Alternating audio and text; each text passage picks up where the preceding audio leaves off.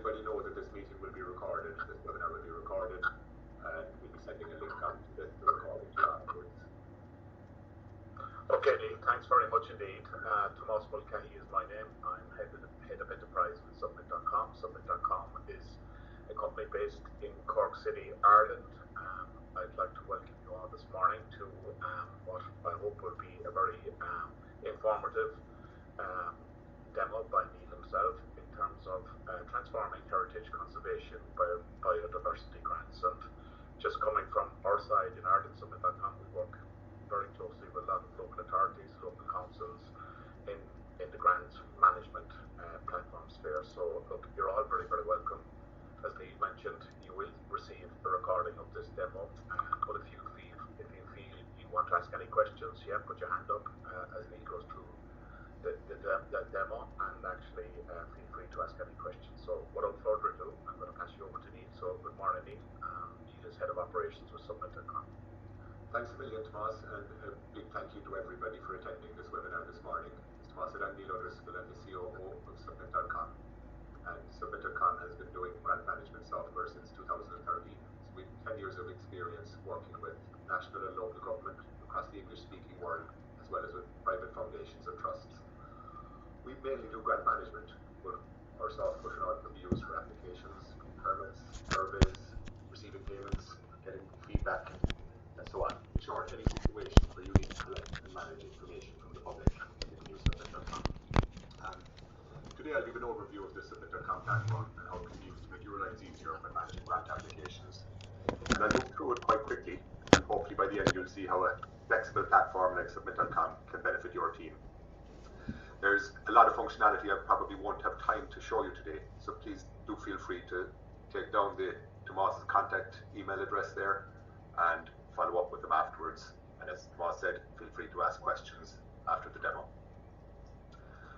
So I'm not going to bore you with slides, this is my last slide.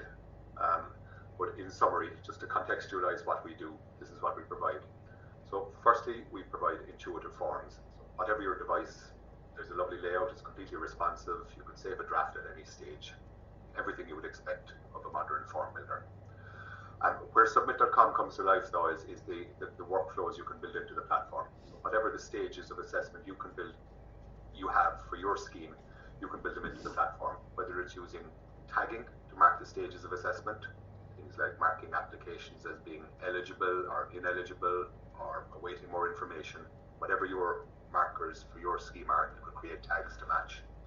Whether it's using phases, for example, you might have an application phase where you collect application forms. Then you might invite successful applicants to an acceptance phase or a drawdown or a claim phase. You can build as many phases as you want into any scheme. Secure evaluation means implementing maybe a scoring rubric, securely sharing your applications for assessment with an external assessment panel, or maybe using an office use only section where you want to put in qualitative assessment to do with your applications. And then the key to Submit is this efficient communication. You've got a built-in mailbox in the platform which you and your team can access as a messaging hub. You can send individual messages or group messages to your applicants. And lastly, insightful reporting. You can generate graphs, maps, and exportable spreadsheets about your applicants. You can really do a deep dive into the data that you collect and generate meaningful reports about where they're coming from. And not on that slide, but equally important, is the data security and data protection side of things. And your data is completely secure, and you control access and retention in line with your own policies. As I said, that's the end of the slide. I'll jump into the demo now, and for the purposes of the demo, I've invented an imaginary grant-making organisation called the Heritage Futures Trust, and a typical grant scheme entitled the Past Forward Fund. So this generic form will give you a good indication how a typical grant application form looks to a candidate. So to map out what I'll do today, I'm going to do a quick walkthrough of the candidate experience first, and once I've shown you the candidate side, I'll get stuck into the admin side, which is really where Submit.com comes to life, and I'll show you some workflows that can be used to manage applications, whether it be triaging applications, communication with applicants, scoring, tagging, assessment, managing letters of offer, and claim of awards. Now I'll cover a lot today, But again, I'm repeating myself, a lot of the functionality is tucked away, so please feel free to ask questions at the end, and I'd be delighted to discuss anything you raise with you, and feel free to follow up with Tomas afterwards. I'll put his contact details up at the end again. Okay, so when you get a Submit.com platform, you get a branded, customized page, and on that, you've got a public forms page. So you can have as many schemes as you want here. As I said, I'm going to focus on this Past Forward Fund, an imaginary scheme. You can categorize your schemes. So, for example, I've built 3 categories here for filtering, and you can, to make it easier for your applicants to search for the right scheme for them. Now, as well as this page that's common to all your schemes, each individual scheme has a QR code and a link to its own landing page. And you can write as much information on this as you want. You have your deadlines, you have your details, you can have links to guidance documents and so on. Now, when I click on apply here, normally the candidate will be asked to sign in or register, and then they will accept your privacy statement. Submit.com is the data controller, or is the data processor, and all we have a right to do is process your data. You're the data controller. We have no rights to do anything else with your data. Now, for the purposes of the demo, and to save your time, I'm going to skip the sign in. Once I click on apply, I'll be brought straight into the form. First thing you'll notice about the form is that there's a navigation page on the left-hand side, a navigation tab down the left-hand side, and it's 1 question per page. And there's 2 big advantages to that. One is that as soon as I answer a question, my data is saved. And secondly, it's beautiful on mobile. Whether you're on a tablet, on a phone, or on your computer, the platform is completely responsive. And with the 1 question per page architecture, you're never short of real estate to see what you're typing. Now, this is a very simple form. I'm not going to go through every question on it, but I'll just pick out a few interesting ones to show you some of the features of Submit.com. The address here is linked to Google Maps. So as I start typing, I can pick from my type ahead, and this could be a postcode, it could be an address, it could be a town, city, or a region. And once I go into my reporting section at the end, you'll be able to draw a map of where your applications are coming from. You can see you've got word limits, lower word counts, maximum word counts, everything you'd expect from a form. If I go into my multiple choice type questions, again, click in there. If I go down to question 8 here, I'll show you a little bit of branch logic. So very simple to simplify a form for the purposes of your candidate. Will your project involve working with children? If I say yes to this, instead of going from question 8 to 9, you can go from question 8 to question 8A1, okay, asking for an upload of my child protection policy. Again, I can have as long a stream of questions as I want based on the branch I choose in any yes, no, multiple choice, or multiple select question. One thing you notice on our uploads is there's a 300 megabyte per upload limit. On this question, I've set the maximum file uploads to 5, but you can have up to 15 uploads per question, and you can have as many upload questions as you want on your application form. On this upload question, I've limited to images and documents, but we'll come to another upload question in a couple of questions' time, where I've allowed things like videos, links to YouTube videos, links to videos, etc. Another interesting question type is the table. So if I start filling this out, and I put in my cost of labor, we'll say materials, and I'm going to put in another cost here. You'll notice that there's a built-in formula. Now, this is a very, very simple table. You can make very complex tables within Submit.com. You can pull data from one cell to another within a table, or indeed from a cell within one question to a cell within a table on another question. So you can get quite creative in digitizing your forms, and you can eliminate the need for the candidate to be able to know what data to use in particular formula. It can all be done for them. I mentioned the upload question. On this, I've broadened the scope of the upload question, where I can upload YouTube videos, Vimeo videos, SoundCloud files, Dropbox links, or even links to Google Drive or other external sources. And last question before I finish with the candidate side, or second last question. There's an interesting question type called a video pitch. No, I'm not going to do it here because I'm using my video for my webinar, but I can record an answer to a question using my webcam or my mobile device. You set a time limit, and it really gets you to know the person behind the application form, and it goes down very, very well with. Often you get a scenario where somebody is applying for a grant and you have a team doing the triage, doing the collaboration and communication with the candidate, and sometimes they'll get to know the candidate, they'll get a feel for the person, but they'll be shortlisting eligible applications and sending them to an external panel. And this type of question really can often really help the external panel to get to know the person behind the form. Lastly, you have an inbuilt digital signature. A couple of things to note here. You notice that it's automatically pulling in the name of my group and the name of the applicant.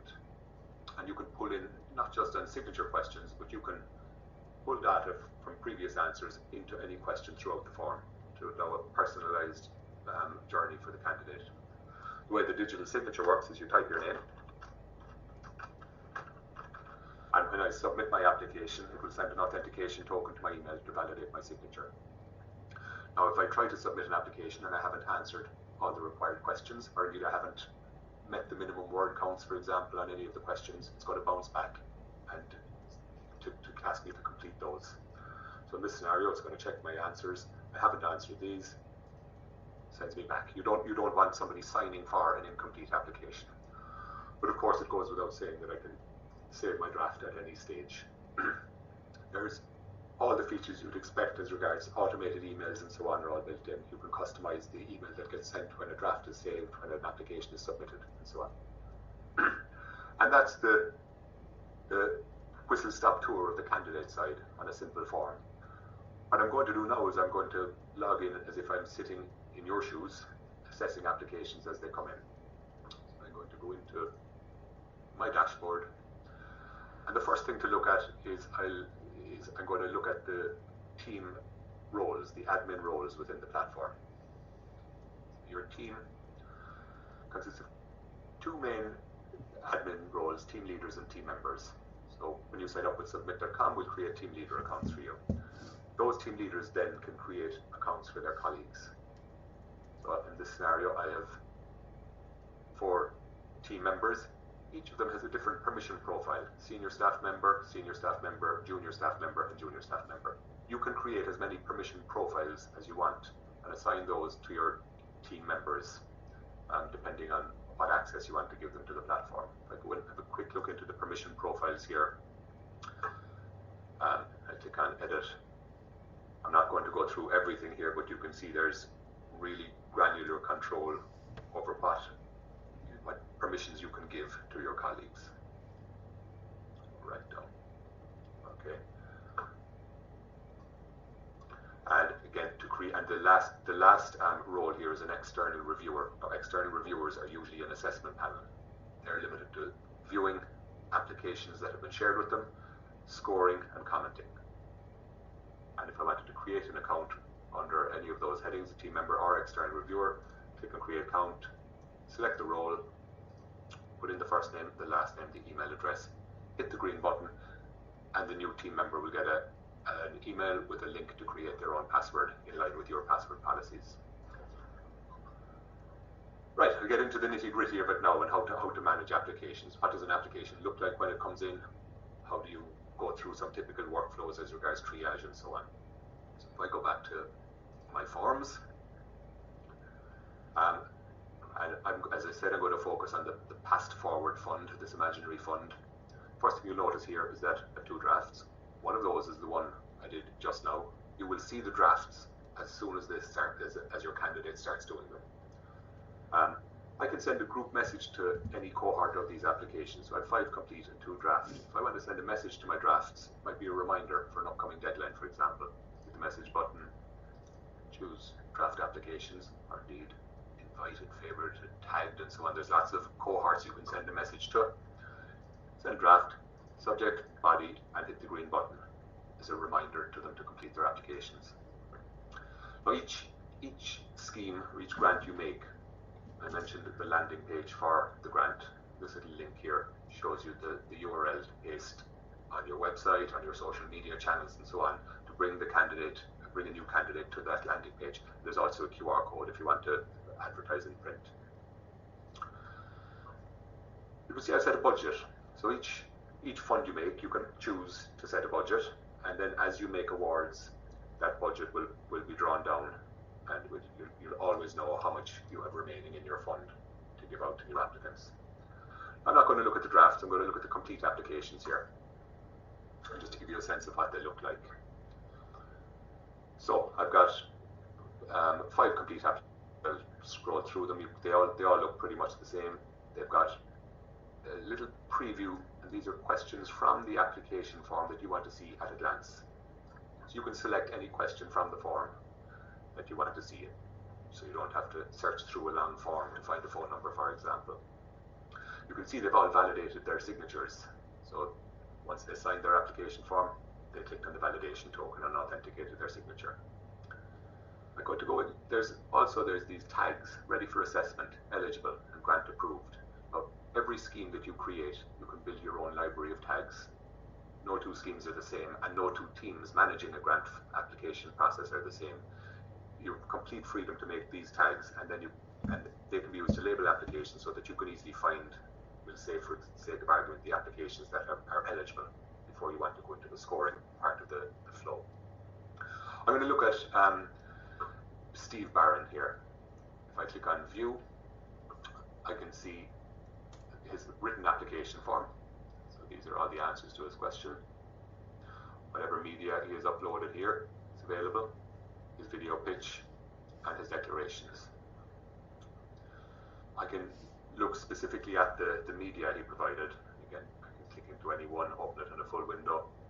I can look into the images, documents, and so on.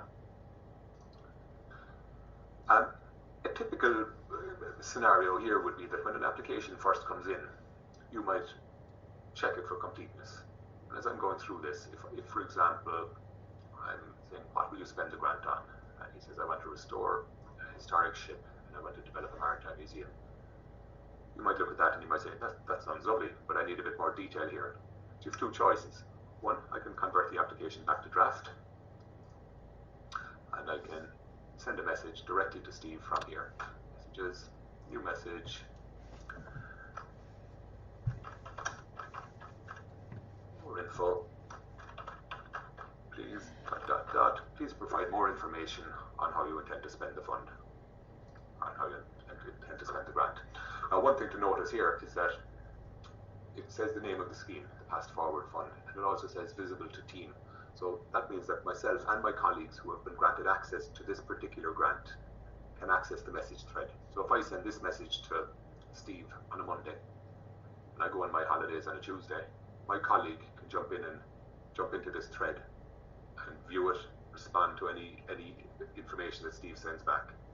Now, when Steve finishes, resubmits, his application will automatically be converted back to complete. And you have full control yourself over moving stuff from draft to complete and so on. Another scenario as regards triage would be that you've got a completed application, the deadline is passed, and the applicant gets in touch with you and says, I've changed my address, can you update it for me? And the answer to that is yes, you can. So I can go edit application, group address, he's moved to number 23, he's moved next door, and save. So there's a full audit trail kept, and I'll show you this later on when we get into the reporting section. There's a full audit trail kept from day dot of every single change, the name of the person who made the change, the timestamp, the old value, and the new value for an application throughout its life cycle. Okay, I'm going to go into tag his application. So I've already put 1 tag on this, ready for assessment. We say he's eligible. I've checked him for eligibility. Again, as I said, you can make as many tags as you want. The next thing that you might want to do might be, you might want to go through, and before I say he's eligible, I might want to go through my office use only section. Check for eligibility. This is a secondary form that you complete. Once you're satisfied that he's eligible, then you would put on the eligible tag. You might then want to go into scoring. So just because he's eligible doesn't mean he's going to receive the grant. And you build in, again, your own scoring rubric into the scheme. That scoring, I have three score bars here.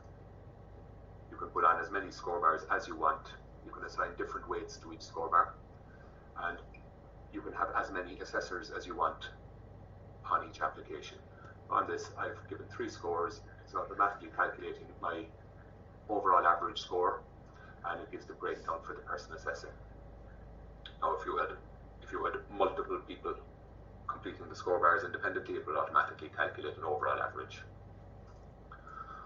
Okay, so I'm going to go back to my applications, and I'll form a league table, so you have full search and filter functionality here.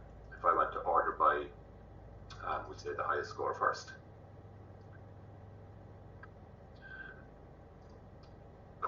So Steve Barron, he's eligible, and he's top of my league table as regards scoring.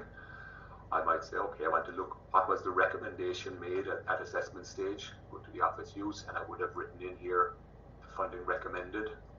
So now I want to actually award that amount to Steve. So what I would do then is I go into grant tracking, and I'm going to say I'm going to award him £41,000. Okay, and you'll notice that the budget has been reduced further, and it tells me what's left.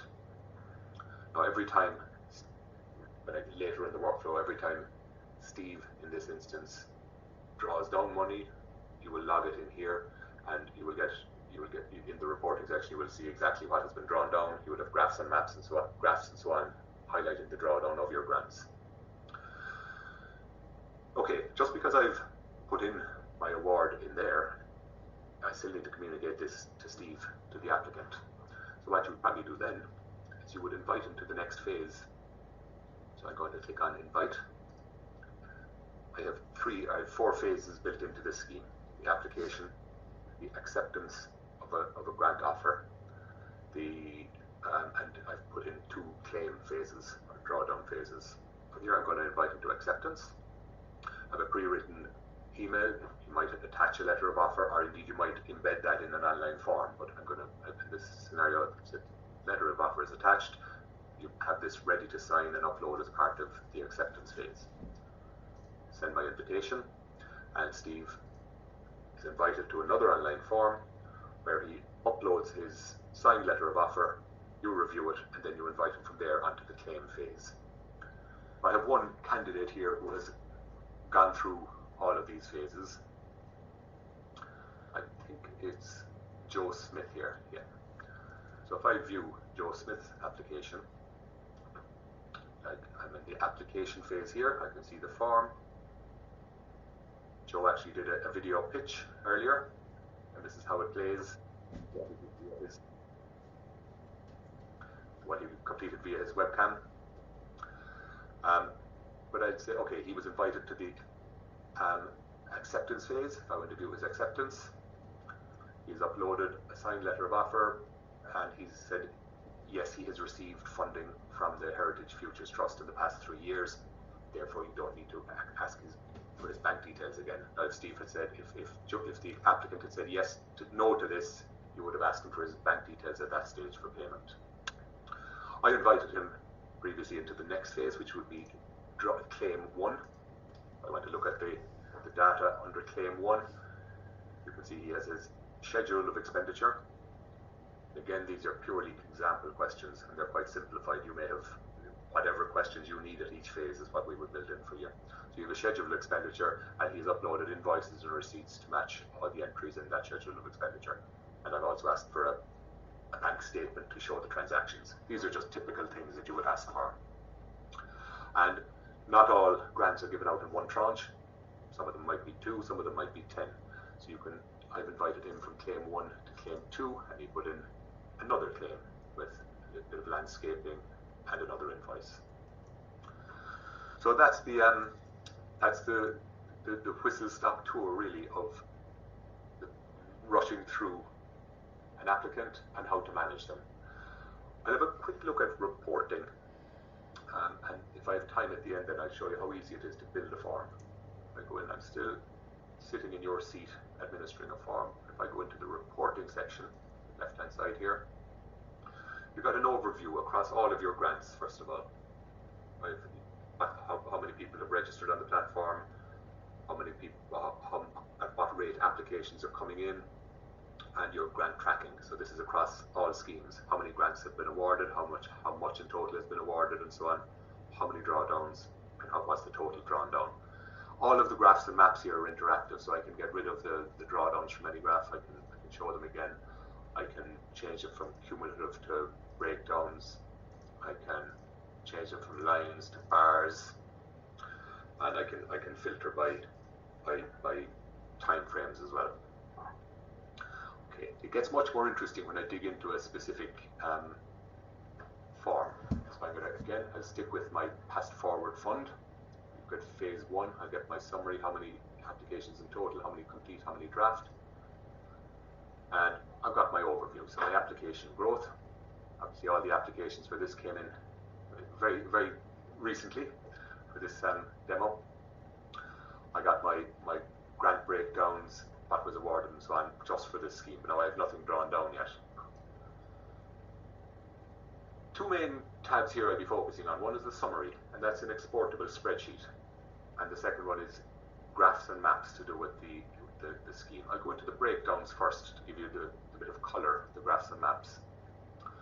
So you get an overview, how many draft, how many complete applications. You can filter all of this if you want, but I'm going to go in, instead of by status, I'll show it to you over time. If I change that from the resolution from months to days, it gives me a good indication of when my applications came in. This is the one I just did at the start of this demo. If I go into the question breakdowns, this is where it gets much more valuable. You saw me on my draft a while ago, I put in an application in Norwich. And if I want to just look at my complete applications, I converted him to complete actually. I can, each pin that's dropped, if I click on it, I can click on the name and it will bring me to that application. Okay. I can filter that further by saying, okay, I just want to look at the ones that are approved.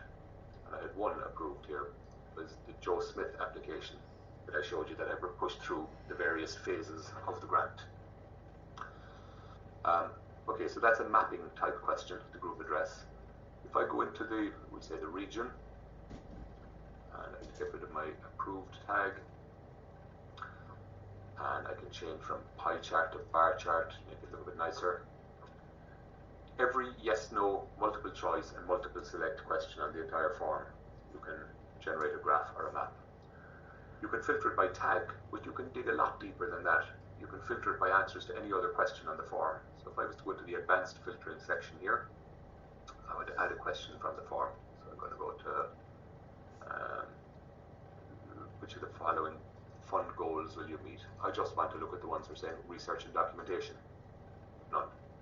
If I go in again and I want to update that to look at it for another answer, education and outreach. Okay, there's more in some in Southwick Coast and some in Eastbourne Heath. I can filter it based on multiple answers. So I can add another question, another question, another question. I can filter it based on answers to office use only data. So you've got questions on the office use section. Is it within the boundary? And I want to look at the ones who've answered yes and so on. So you can really, really drill down into your graphs and maps. And of course, all of these are exportable. Right, so that's a quick look at the graphs and maps. If I look at the summary, and this is your exportable spreadsheet, I can choose what data I want to include on my spreadsheet. So I have three tabs at the top. The properties of an application, which is your registration details, metadata, and all the actions that an administrator might have conducted, whether it be tags, scores, comments, and so on. I can select or unselect. And the questions on the form, I can do the same. These are the candidate answers. And then my office use only section, I can decide what I want to include. If I generate my report, it generates a spreadsheet with one row per application, one column per piece of data. And of course, this is all downloadable and it's all filterable again. If I want to just look at it for my complete ones, for example, I can download it as a CSV and I can manipulate it offline if needs be. And that's the reporting. Now, what I'm going to show you next is how easy it is to build a form on Submit.com. do is I go to Forms, I click Create, I'll give it a title,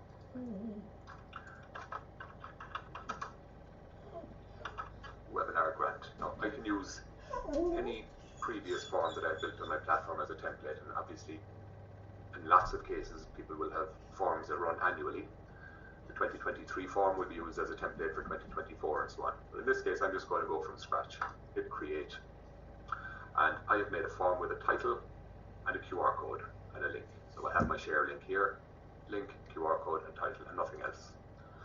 And the way I build out my form is on this overview tab is the information that appears on the landing page for a candidate. So I can set my deadlines, I can put in my descriptions,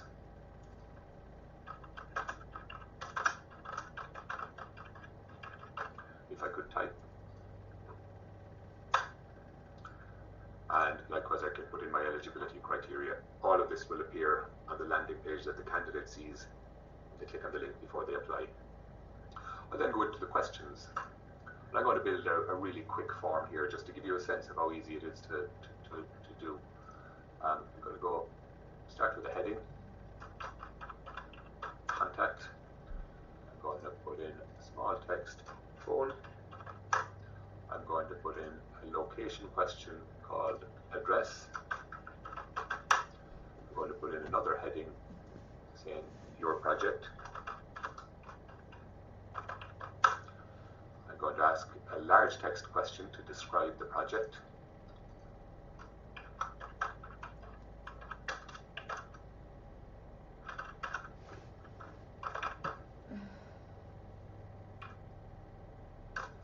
I'm going to put in a multiple choice question saying which goals will it meet.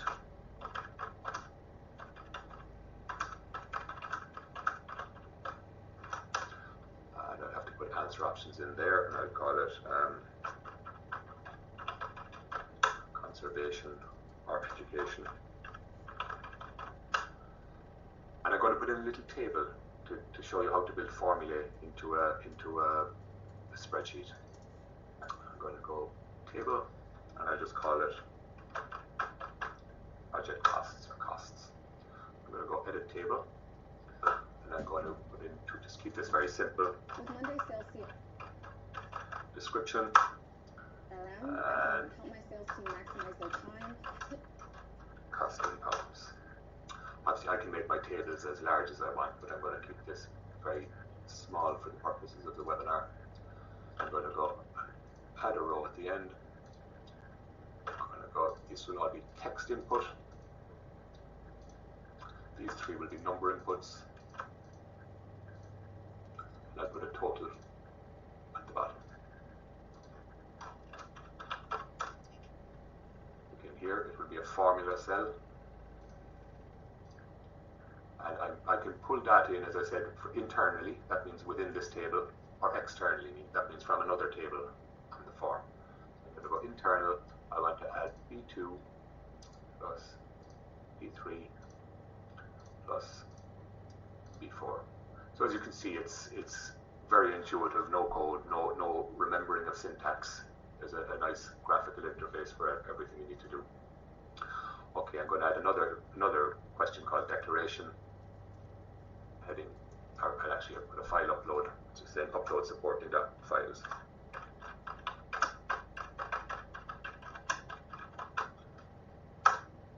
And I ignore my typo there, we'll blame it on my accent. And I put in another heading, declarations,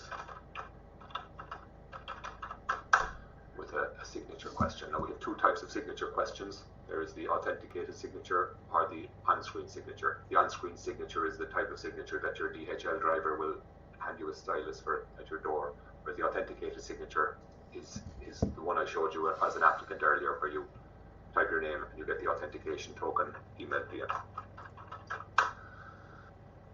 Oh, that's my form built. I could use that form, but I'm going to just refine it a small bit to show you this is the various settings. A phone number. I'm going to say that's a required question, and I want to see it at a glance, so I'm going to display it in the preview. Address. I'm going to say it's going to be a required question. describe your project. I'll give them a bit more of a hint here. So any question that you want, you can put in a description, and this will be a subheading under the question. So it might be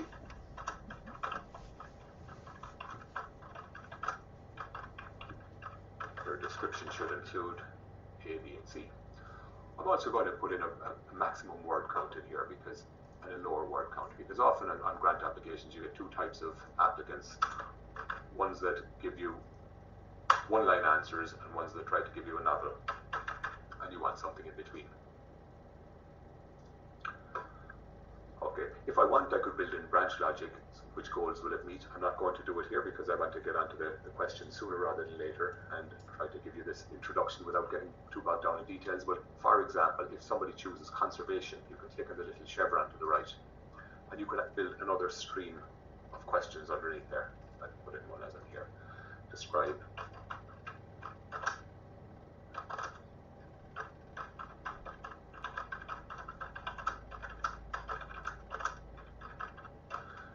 the conservation that you will be doing. Okay, and the costs and the file upload supporting files. If I go into the settings on that, as I'm passing, I have to get rid of that extra O.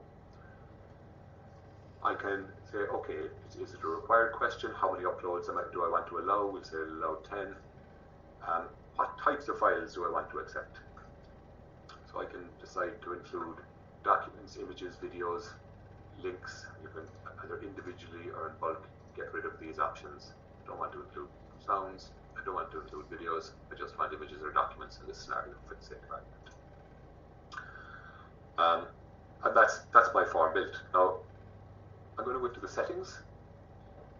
By default, when you make a form first, it's set to private. It's invite only. That means that it doesn't appear on this public forms page. So I'm now going to publish it. But the beauty about that is you can test the form. You can do it as a candidate. You can tweak it until you're ready to publish it. And there's loads more settings you can apply. I'm not going to go through them all, but there's the defaults work for most forms, but it's really, really flexible to tailor a form to your needs. Those settings can be tweaked. And again, it looks kind of intimidating looking at all these settings, but Submit.com prides itself on the support we give, the onboarding, and the real white glove treatment when building your forms. We'll work through these with you initially and really make sure you become a power user to build all your own forms going forwards. You can adjust all the content of your email templates. You can create score bars for your scoring rubric. And there's various of, you can then decide who of my colleagues do I want to give access to this form to.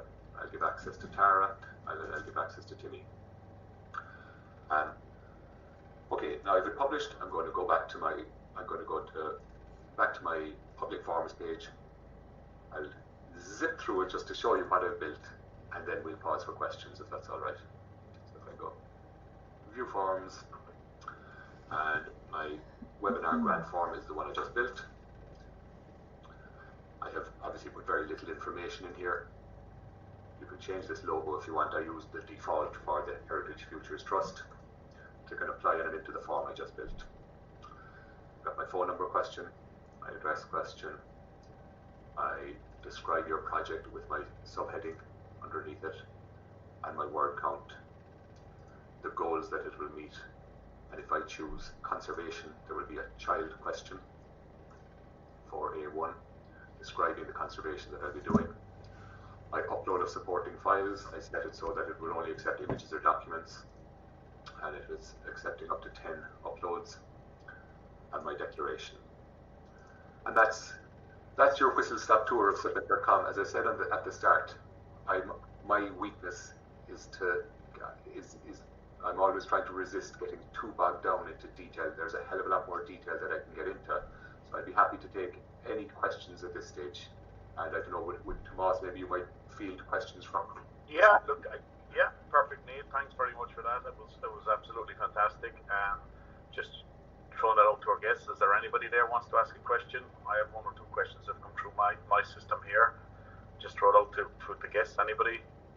Feel free to ask any question.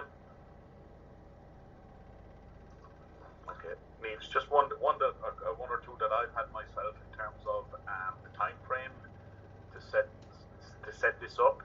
In terms of somebody wanted to join Submit.com, engage with us, integrate with us.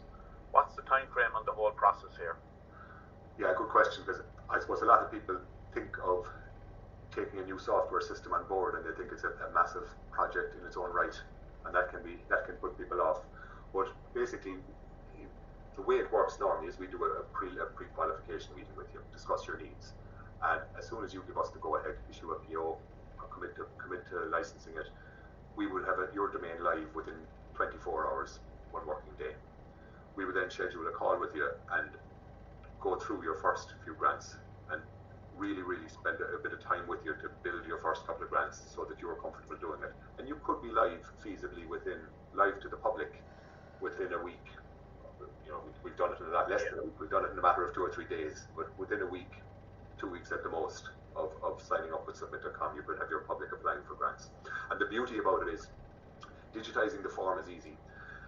Building the workflows can happen afterwards. So if you're in a rush, you can get the form live, have people applying.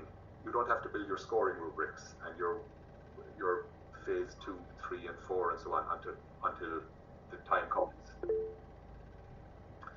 Question: how secure is the data? Good question from Jason. It's all stored on AWS. It's all backed up. It's all password protected. I don't have time today to go into the kind of nitty-gritty of our security protocols, but we work with national governments all over the world, and we have jumped through every hoop you could imagine. Our AWS is ISO 27001 certified, SOC 2 certified. So yeah, the data is very, very secure. We're on the go for 10 years. We've never had a breach, and hopefully we never will. And nobody else has access to your data apart from yourselves and Submit.com if we need to do some processing on your behalf.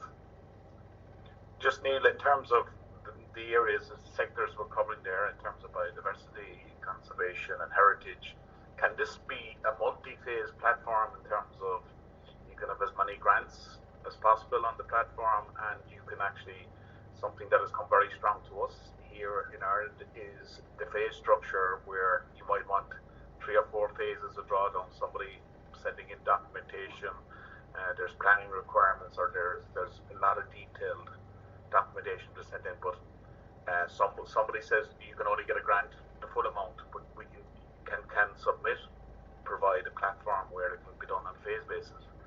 Yeah, absolutely. I mean, firstly, I suppose this demo is targeting kind of heritage, biodiversity, and so on, but where you're accepting information from the public, you can use Submit.com. And in this, as regards your phases, this dummy grant that I had, the Pass Forward Fund application acceptance, these are your multi-phase drawdowns, claim 1, claim 2, and I can add as many phases as I want. If I want to go options, edit, add a phase, I'm going to call it claim 3. And I'm going to use claim 2 as a template.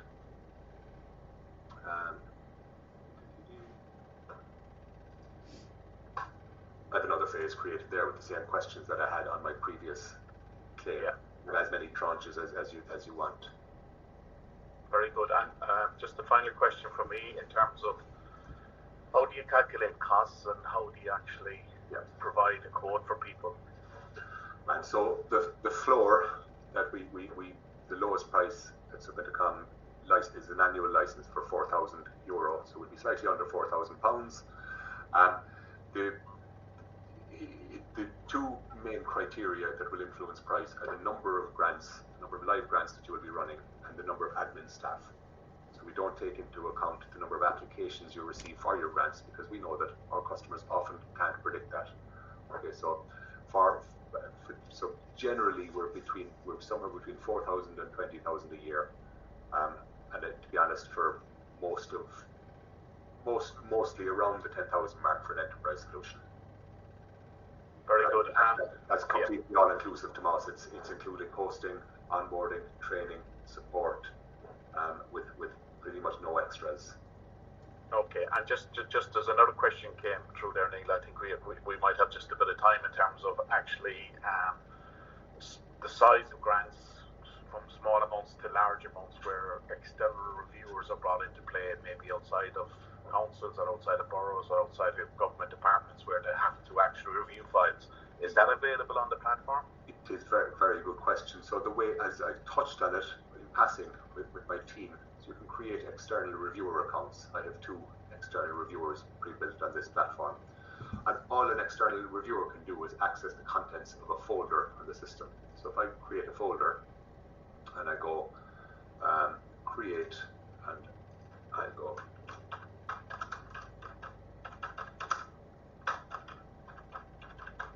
fast forward shortlist, create. Now I want to bulk add applications to that. So we'll imagine that I think I have some tagged with